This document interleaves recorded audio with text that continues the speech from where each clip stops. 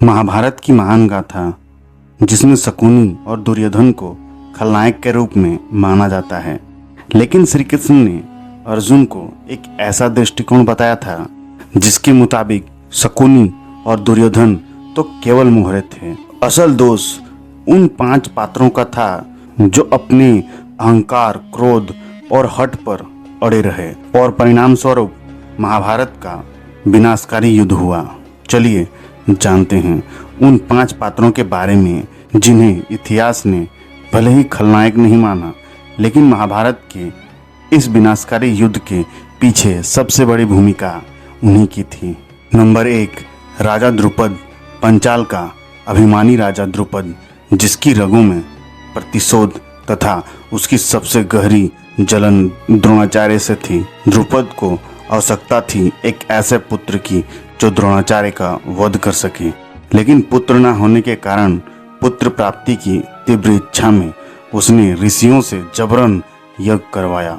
यज्ञ सफल रहा, परंतु जब ऋषियों ने कहा कि तुम्हें एक पुत्री भी प्राप्त होगी तो वह क्रोधित हो उठा। उससे पुत्री नहीं चाहिए थी।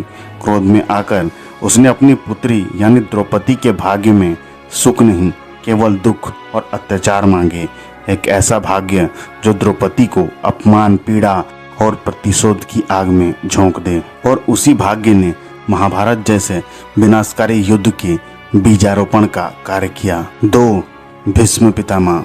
गंगापुत्र भीष्म, जिन्हें प्रतिज्ञा का प्रतीक माना जाता है, लेकिन उन्होंने अपने पिता की इच्छा के विरुद्ध आजीवन ब्रह्मचर्य का संकल्प लिया ताकि उनके पिता दूसरी शादी कर सके। यह संकल्प केवल त्याग नहीं था, बल्कि आगे चलकर महाभारत की राजनीति को मौन स्वीकृति देने वाला केंद्र बिंदु बन गया। जब गांधारी का विवाह धृतराष्ट्र से तय होना था तो राजा सुबल यानी गांधारी के पिता इस रिश्ते से नाराज थे, लेकिन भीष्म ने कुरु वंश का झूठा अभिमान दिखाते हुए पूरी सेना लेकर स्वयं गांधारी को लाने गए ताकि राजा सुबल भयवश इस रिश्ते का विरोध न कर सके। यही अपमान और जबरदस्ती गांधारी के भाई शकुनी के हृदय में कुरुवंश के प्रति गहरा विष घोल गई, और वही विष आगे चलकर महाभारत की सबसे बड़ी चिंगारी बना।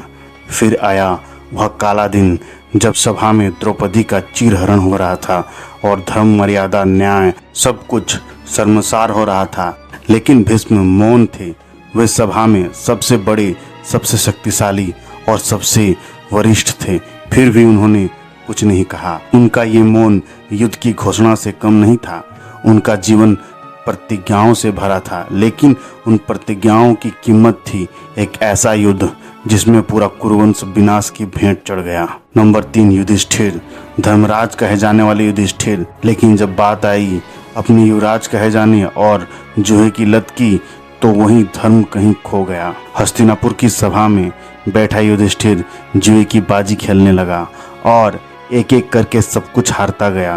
पहले अपना धन, फिर अपना राज्य, फिर अपने भाई और अंत में अपनी पत्नी द्रौपदी तक को दांव पर लगा दिया।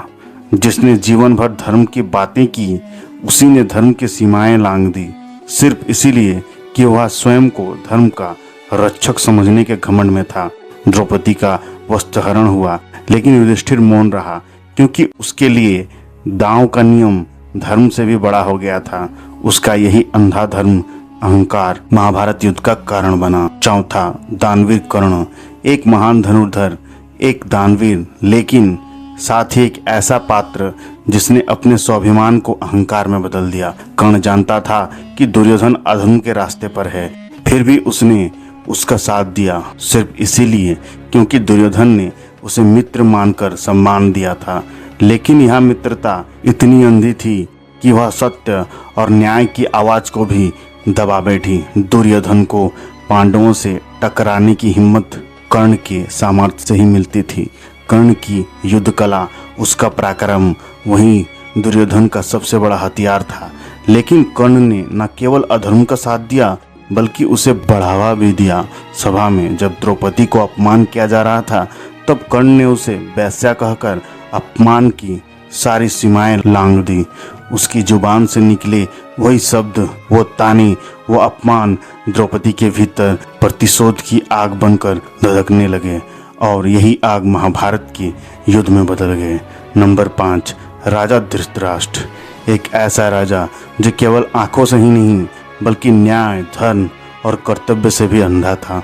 धृतराष्ट्र को गद्दी तो मिली, लेकिन वह कभी राजा की तरह नहीं सोच पाया। वो सिर्फ एक पिता बना रहा और वही पुत्र मोह उसकी सबसे बड़ी कमजोरी बन गया। अपने पुत्र दुर्योधन की हर गलती को उसने नजरअंदाज किया।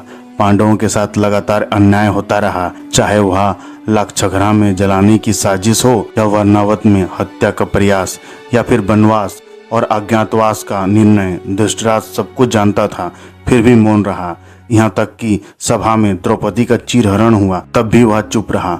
अपनी आंखों से नहीं देख सका, लेकिन पूरे राज्य को अंधा जरूर बना दिया। धृतराष्ट्र का ये मौन और पश्चाताप महाभारत की आग में सबसे अधिक घी डालने का कार्य साबित हुआ। वो राजा होकर भी राजधर्म निभा न सका। परिणाम स्वरूप महाभारत युद्ध हुआ। तो दोस्तों, ये थे वो 5 पात्र जिनके अहंकार, मौन और फैसलों ने महाभारत जैसे महायुद्ध को जन्म दिया। अगर वीडियो पसंद आई हो तो लाइक और सब्सक्राइब जरूर करें और कमेंट में जरूर बताइए कि आपकी नज़र में महाभारत का सबसे बड़ा दोषी कौन है। धन्यवाद।